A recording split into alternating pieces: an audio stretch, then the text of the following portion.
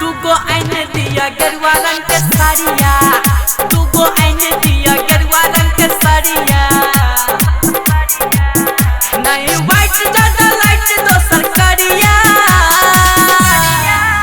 तुगो आईने दिया गेरुआ रंग के साड़िया, तुगो आईने दिया गेरुआ रंग के साड़िया।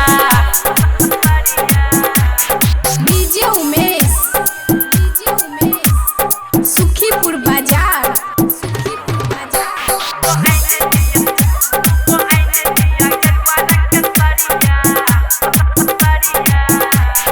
दूनु परानी मिलके सुल्तानगंज जेबै, सुल्तानगंज जा कह चहल उठेबै। यो दूनु परानी मिलके सुल्तानगंज जेबै, सुल्तानगंज जा कह चहल उठेबै। कान्हा कमर लग बनबै कमरिया, कान्हा कमर लग बनबै कमरिया।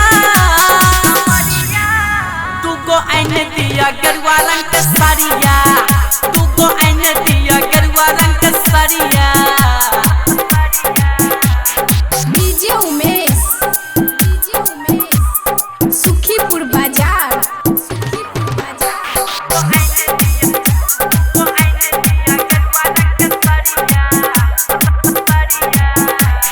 राइटर सुशील सरबन रहत यो साथ में, पिया अजित पगड़ी बांध लिया माथ में।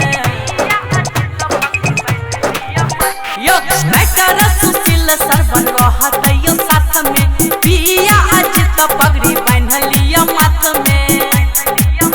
मन बन के करई छै कमरिया,